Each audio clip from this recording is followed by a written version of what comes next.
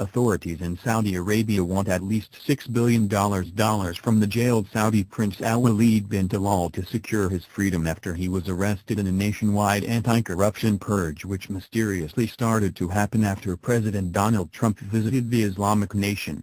This is actually the highest sum of money ever demanded by authorities in the Gulf state, and it could involve handing over a large part of his fortune and Cooperation Kingdom holding company, which is estimated to have a market value of just over $9 billion. The 63-year-old al-Waleed is the 57th richest person in the world according to the Wall Street Journal, with an estimated net worth of $18 billion. This character has profited from the oil-rich nation of Saudi Arabia and has sought political influence here in the U.S. He has due Saudi royalty arrests rock Clinton-Obama regime. The unprecedented sweep of corrupt Saudi elites implicates Clinton, Obama, Wall Street, and beyond. In a shocking development Saturday, the Saudi Arabian government arrested prominent billionaire Waleed bin Talal, a member of the royal Saudi family with deep ties to Barack Obama and Hillary Clinton. Arrests were carried out by Crown Prince Mohammed bin Salman's recently formed anti-corruption committee and included bin Talal, 10 senior princes, and dozens of ministers for corruption and money laundering charges. Bin Talal, a primary shareholder of Citigroup, News Corporation, and Twitter, was arrested along with dozens of other princes and ministers on Saturday. Bin Talal's arrest was part of a massive sweep of Saudi elites charged with corruption and money laundering by a newly formed anti-corruption committee headed by Crown Prince Mohammed bin Salman. Meanwhile, royal princes' private planes have been grounded. Known as the Warren Buffet of the Gulf, bin Talal, one of the world's richest people, is a notorious figure in American politics with deep ties to both Obama and Clinton. Americans privy to bin Talal and Saudi Arabia's corrupt hand in American politics may recall a 2015 tweet from then-candidate Donald Trump that foreshadowed his arrest. As the story of the massive Saudi royalty purge develops, Americans should anticipate these arrests, and the subsequent investigations will implicate Obama and Clinton in major ways. Investigations into Obama-Clinton impropriety by special counsel Robert Mueller encompass Obama and Clinton's financial ties and dubious political alliances with both Saudi Arabia and Russia alike. Those following Trump's efforts to police Obama and Clinton's extensive criminality are aware Mueller's probe implicates Clinton crony and lobbying giant Tony Podesta, brother of Clinton campaign manager John Podesta.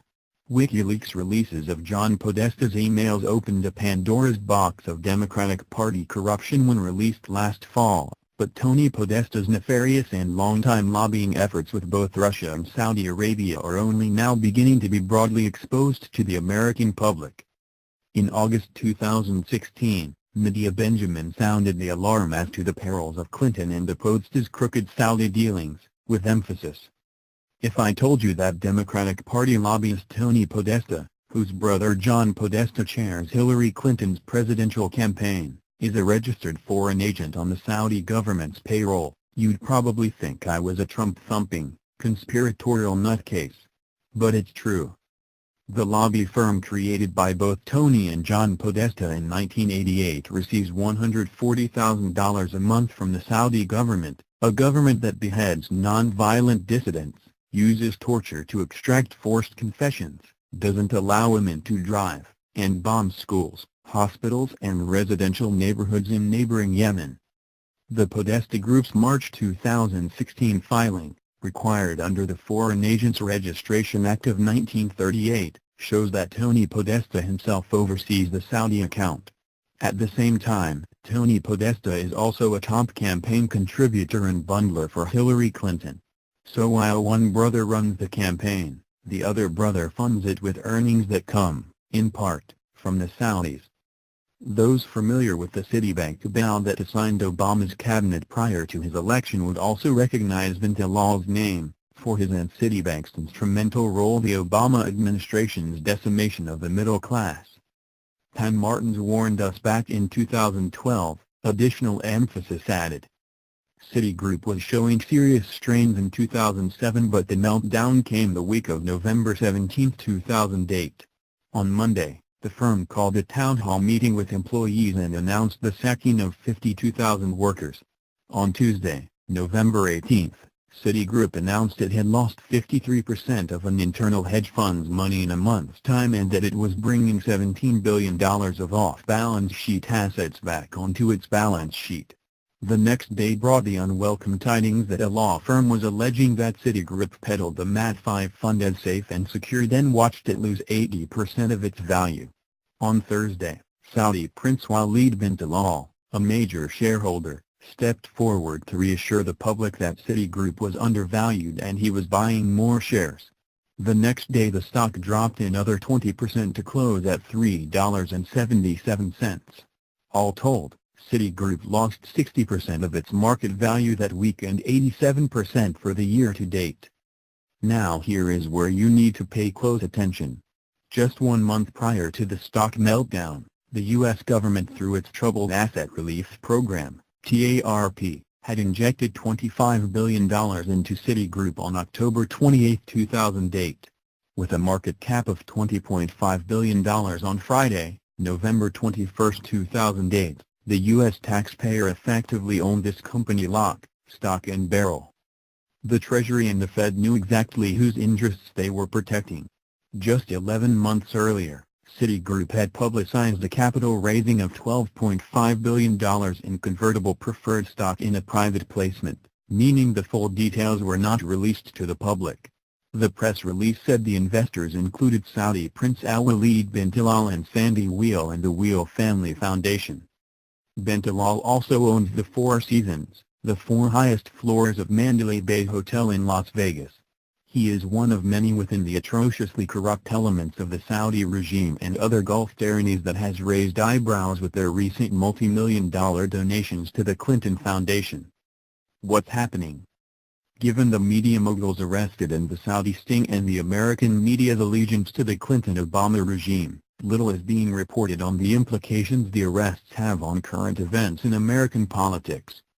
Orders for the arrests came from the new anti-corruption committee headed by Crown Prince Mohammed bin Salman. Bin Salman, 31, is seen by some as a principled young leader troubled by the convoluted international corruption he inherited within his government. Given his struggle with the corrupt and commingled opposition causing strife in his and our respective countries, Trump may have sought common ground on a recent visit. Bin Salman's rise may allow Saudi to accelerate a recent plan to reduce the kingdom's reliance on oil, which includes the partial privatization of state oil company Aramco. Trump has recently pitched for Aramco to be listed on the New York Stock Exchange, a move that would boost the Saudi Arabian economy. This may also be a sign bin Salman is involved in a coordinated effort to confront the corrupt individuals with the Saudi government who participated in pay-to-play schemes with American foundations tied directly to high-level U.S. politicians, including Obama and Clinton. Given the high-profile nature of the Saudi royalty arrests, pressure increases on American law enforcement and Trump's administration to follow through with indictments and arrests of the Obama-Clinton regime officials involved. As speculation bubbles around looming indictments of Tony Podesta, John Podesta, Hillary Clinton, and others, charges against bin Talal and other Saudi royalty may well be related to money laundering and bribery schemes that implicate the Uranium One parties and transactions within the Obama-Clinton regime already being investigated. We have more natural gas in our nation than Saudi Arabia has oil. We could single-handedly be as rich as Saudi Arabia. But the likes of hacks such as Al Gore, who profit out of the ignorance and sheer stupidity of others have made it so we can't even touch our reserves. All because of the myth that is global warming, or as it's called now, climate change. I have always believed that interests from abroad have paid off our politicians so well that they serve as voice pieces for asinine myths in order to keep the United States of America in debt and at the mercy of nations such as China and Saudi Arabia. It's how they come into a job making $150K a year and come out 20 years later with a net worth of over $100 million. Please share if you think it's time the U.S. had a purge of its own. Donated to various extreme left-wing charities, including the Clinton Foundation, along with funding multiple organizations to spread Islam in the world and mainly in the U.S.